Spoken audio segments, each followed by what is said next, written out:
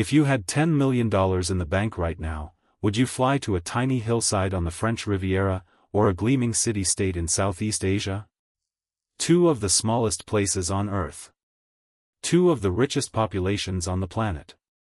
Monaco, a sun-soaked speck on the Mediterranean coast where more than 1 in 3 residents is a millionaire. And Singapore, a futuristic city-state in Asia that has quietly become the new home base for family offices, hedge funds, and billionaires from every corner of the globe. For decades, the ultra-wealthy had one obvious answer when someone asked where to keep their fortune safe and their taxes low. Today, that answer is not so obvious anymore. Two very different playbooks. Two very different lifestyles. One title on the line, the true capital of the rich. Stick with me, because by the end of this video, you will know exactly where the smart money is really moving, and why.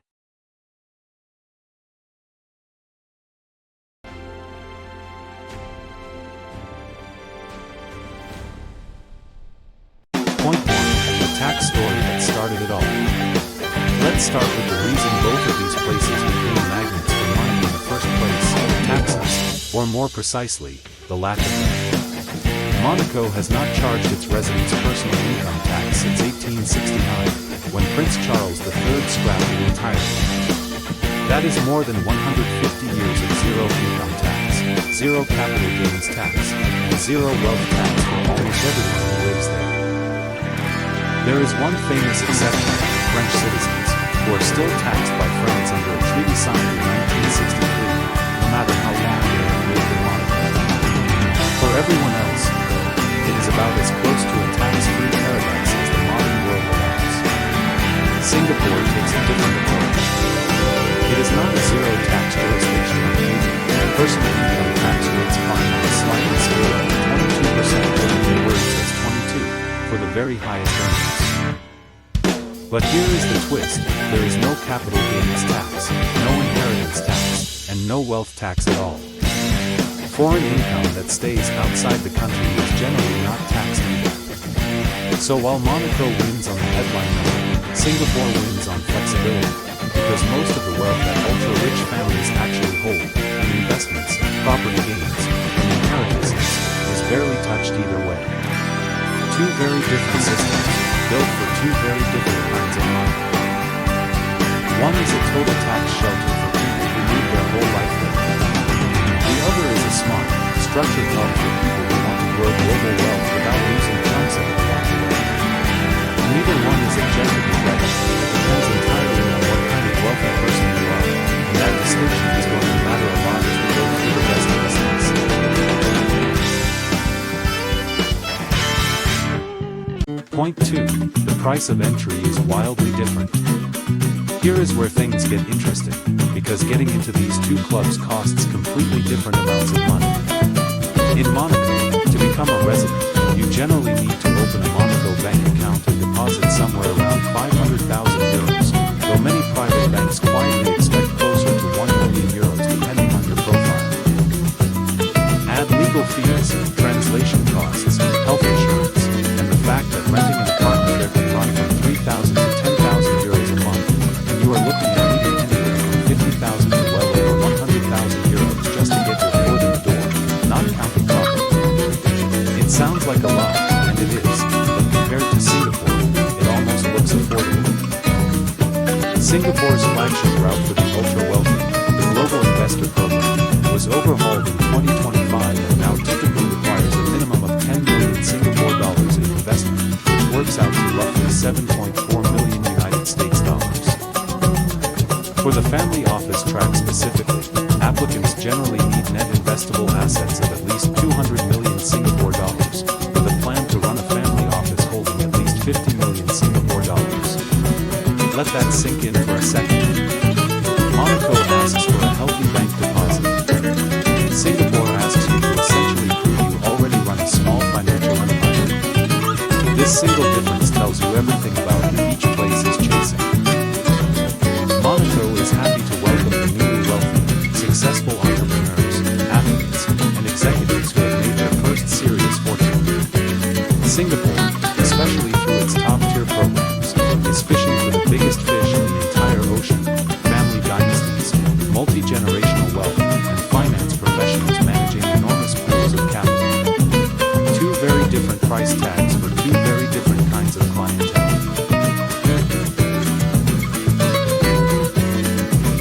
Point 3. Millionaire density versus millionaire volume.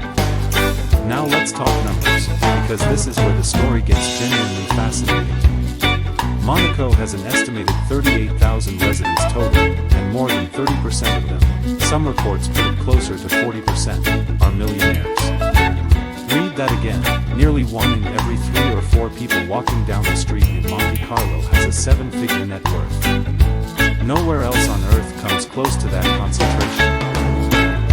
It is not just millionaires either. Monaco has roughly one resident worth over $30 million for every 39 people, an almost unbelievable ratio that dwarfs even Switzerland and the United States. Singapore plays an entirely different game, the game of scale. By the end of 2024, Singapore was home to around 331,000 millionaires, and some wealth reports place the number of millionaires in the city even higher when you include the surrounding financial ecosystem. About 6.7% of Singapore's adult population holds wealth above $1 million, and the median wealth per adult sits around $113,000, among the highest anywhere in the world. So here is the real comparison. Monaco is a tiny, concentrated bubble of extreme wealth, a place where almost everyone around you is rich. Singapore is a massive, thriving hub where hundreds of thousands of wealthy people live alongside millions of others, blending old money, new money, and everyday working professionals into one enormous, dynamic economy. If density and exclusivity are what excite you, Monaco wins easily. If scale, infrastructure, and sheer economic power matter more, Singapore is playing a completely different, much bigger game. Point 4. Where the billionaires actually live. Millionaires are one thing, but billionaires are the real headline grabbers, and this is where Monaco's tiny size becomes its biggest flex. With a population of under 40,000 people, Monaco has one of the highest billionaire densities per capita anywhere on the planet, translating to close to 77 billionaires for every 1 million residents, an almost absurd figure for such a small territory. In absolute numbers, Monaco is only home to a handful of billionaires, but because the population is so small, that handful makes it statistically one of the richest places on the planet per person. Singapore takes a completely different route to billionaire status, through business and finance rather than pure residency exclusivity. The city has become the fastest growing family office hub in Asia, with the number of single-family offices exploding from around 400 in 2020 to well over 2,000 by the end of 2024. These are not just wealthy individuals moving there to relax, these are entire financial operations, investment teams, and multi-generational fortunes choosing Singapore as their command center. Singapore has effectively pulled ahead of both Switzerland and Hong Kong as the preferred base for ultra-high net worth families from across Asia, and increasingly from Europe and the United States too. So while Monaco wins the title of highest billionaire density in the world, Singapore wins the title of fastest growing billionaire infrastructure. One is a glittering final destination. The other is becoming the operational headquarters where serious fortunes are built, managed, and grown for the next generation.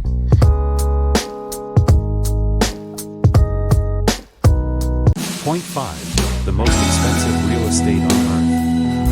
If you want proof of just how much money is packed into Monaco, look no further than its property prices. Monaco is officially the most expensive real estate market on the planet, with average resale prices exceeding 50,000 euros per square meter, and many premium properties selling for significantly more than that. To put that in perspective, a modest apartment in Monaco can cost more than an entire mansion almost anywhere else in the world. Space is brutally limited, the whole country covers just about 2 square kilometers, so every square meter becomes a fierce, expensive prize. Nearly every single property buyer in Monaco is a millionaire, simply because there is no other way to afford a foothold there. Singapore's property market is also extraordinarily expensive by global standards, particularly in prestigious districts favored by wealthy expatriates and family office executives, but it does not carry quite the same jaw-dropping price tag as Monaco's tiny peninsula. What Singapore offers instead is variety, from ultra-luxury condominiums with skyline views to landed properties in quieter, leafy leafy districts, giving wealthy buyers more options at more price points. This difference reflects something deeper about each place's identity. Monaco's real estate scarcity is part of its exclusivity engine, a built-in filter that keeps out anyone without serious money. Singapore's real estate market, while still extremely pricey, supports a much larger and more diverse wealthy population, because the city itself is simply built at a completely different scale.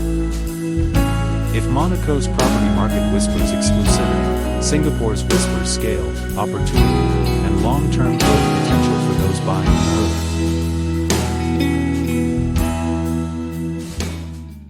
Point 6. Two completely different lifestyles. Money aside, these two places could not feel more different if you actually live there, and this matters enormously to the wealthy people choosing between them. Monaco is glamour distilled into 2 square kilometers, the Monte Carlo Casino, the formula one burger crew roaring through the streets every year, super yachts lined up in the harbor, and a Mediterranean climate that feels like a permanent vacation. It is old world European luxury, elegant, small, intimate, and built around leisure, prestige, and being seen among the world's elite. Singapore offers something entirely different, a fast-paced, hyper-modern Asian metropolis where wealth mixes with world-class infrastructure, cutting-edge technology, incredible food culture, and some of the best schools and hospitals on the planet. It is less about leisure and more about opportunity, business, and building something. Safety plays a massive role in both places. Monaco is famously one of the safest countries on earth, with a heavy police presence protecting its wealthy residents around every corner. Singapore is equally renowned for extremely low crime rates and strict, effective governance. Climate, however, is where preferences really diverge. Monaco offers sunny Mediterranean summers and mild winters, while Singapore sits right on the equator, meaning hot and humid weather all year round with virtually no seasons at all. Ultimately, choosing between these lifestyles comes down to personality. Do you want old money European romance on a tiny, glittering coastline, or fast-moving Asian tradition inside a gleaming vertical city? Both are extraordinary. Neither is objectively better, just built for very different kinds of people chasing very different dreams. Point 7. The family office explosion. If there is one single trend defining where global wealth is actually moving right now, it is the explosive rise of the family office, and this is a battle Singapore is currently winning by a landslide. A family office is essentially a private company built to manage the fortune, investments, and affairs of one very wealthy family, often across multiple generations. Singapore has become the destination of choice for these operations in Asia, and increasingly worldwide, thanks to political stability, strong financial regulation, and tax incentives specifically designed to attract them. The numbers tell the story clearly. Single-family offices in Singapore grew from around 400 in 2020 to more than 2,000 by the end of 2024, an explosion that reshaped the entire wealth management industry in the region. The government even created specific tax incentive categories, often referred to by their section numbers in the tax code, that reward family offices for meeting certain asset thresholds, encouraging them to base their operations permanently in the city. Monaco, by contrast, has never really tried to compete on this front. Its appeal has always been personal residency rather than corporate wealth infrastructure. It is a place for individuals and families to live, not necessarily where they build out large-scale investment operations with dozens of employees. This is arguably the clearest signal of where the future of global wealth management is heading. Monaco remains the ultimate lifestyle destination for individuals who have already made their fortune. Singapore has positioned itself as the operational engine room where that fortune actually gets managed, grown, and passed on for generations to come.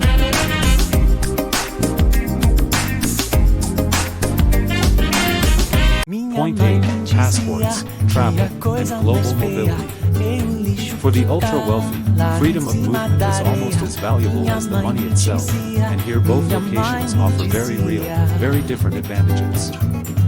Monaco residency grants access to the Schengen area for short stays, allowing visa-free travel of up to 90 days within any 180-day period across most of Europe.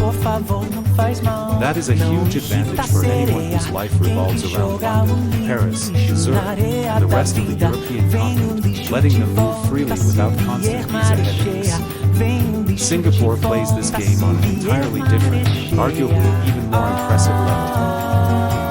After holding permanent residency for a few years and meeting citizenship requirements, global investor program holders can eventually apply for Singapore citizenship, and the Singapore passport happens to be one of the most powerful travel documents on the planet, offering visa-free or visa-on-arrival access to more than 190 destinations worldwide. That is genuinely one of the best passports any human being can hold, full stop.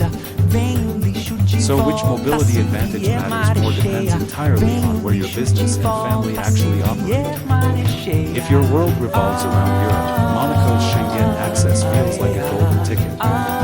If your empire spans Asia, the Middle East, the Americas, and everywhere in between, a Singapore passport might be the single most valuable document you could ever acquire. Both nations understand something the ultra-wealthy have always known instinctively, that true freedom is not just about money in the bank, it is about being able to go anywhere, anytime, without asking permission. And on that front, both of these tiny nations punch dramatically above their weight. Point 9. Stability, governance, and trust. When you are talking about protecting generational wealth, stability is not a luxury, it is the entire foundation everything else is built on, and both of these places have built sterling reputations here, just through very different systems. Monaco is a constitutional monarchy, currently under the House of Grimaldi, with an incredibly stable political system that has remained essentially unchanged for generations. Its tiny size, close relationship with France, and heavy security presence make it one of the most predictable, low-risk environments for wealth preservation in the world. Singapore, meanwhile, has built its entire modern identity around rule of law, transparent institutions, and a legal system based on English common law that international investors trust completely. Contract enforcement is fast and reliable, corruption is virtually non-existent, and the government has a decades-long track record of long-term, pragmatic economic planning rather than short-term political drama. Recent global wealth mobility reports actually rank Singapore extremely highly for exactly this reason, scoring it among the very top jurisdictions worldwide for structural competitiveness in attracting and retaining international wealth, citing its political stability, strong institutions, and deep, sophisticated capital markets. Monaco also scores well on these measures, but Singapore's larger scale, broader economic diversity, and deeper integration into global trade and finance give it an edge when wealthy families are thinking not just about where to live comfortably today, but about where their children and grandchildren will inherit a stable, thriving economic system decades from now. Trust, ultimately, is the most valuable currency either place can offer, and both have spent generations earning it. Point 10. Who is actually winning the race right now? So after everything, tax rules, price of entry, real estate, lifestyle, family offices, passports, and stability, who is actually winning the modern race for the world's wealthy? The honest answer, based on the latest global wealth migration data, is that Singapore currently holds a measurable edge in overall momentum. Recent wealth mobility reports score Singapore among the very top jurisdictions in the world for attracting and retaining internationally mobile wealth, driven by its political stability, strong institutions, deep capital markets, and sustained demand from wealthy families across Asia and increasingly beyond. Monaco still scores impressively as a highly competitive destination, but it sits a notch behind Singapore in these rankings, partly because its extremely limited physical size naturally caps just how much new wealth it can absorb. There is simply only so much space on 2 square kilometers of coastline. But here is the twist that makes this whole comparison so fascinating. They are not really direct competitors chasing the exact same customer. Monaco remains the undisputed champion for individuals and families seeking an intimate, glamorous, zero-tax lifestyle in the heart of Europe. Singapore has become the undisputed champion for families and institutions seeking a large-scale, dynamic, strategically located base to manage and grow wealth across the entire Asian region and the wider world. The smartest and wealthiest families today are not even choosing one over the other. Many maintain a presence in both, a home in Monaco for lifestyle and prestige, and a family office in Singapore for serious long-term wealth management. That, more than any single ranking, might be the real answer to which one truly is the rich list's favorite. In the end, it might just be both. So there you have it, two tiny nations, two completely different formulas for attracting the world's wealthiest people, and no single clear winner, just two very different paths to the same destination. Monaco gives you glamour, history, and true zero-tax living on Europe's most famous coast. Singapore gives you scale, infrastructure, and a genuine gateway to the future of global. Which one would you actually choose to call home? Monaco's sun-soaked exclusivity, or Singapore's high-tech ambition? Drop your answer in the comments below. I would genuinely love to know which one wins your vote. If this video opened your eyes to how the world's richest people really live and plan their wealth, smash that like button. It genuinely helps this channel grow. And if you want more deep dives like this one comparing the world's most fascinating places, hit subscribe and turn on notifications so you never miss the next one. Thank you so much for watching, and I will see you in the next video. 2 scoops of ice cream and a cup of root beer.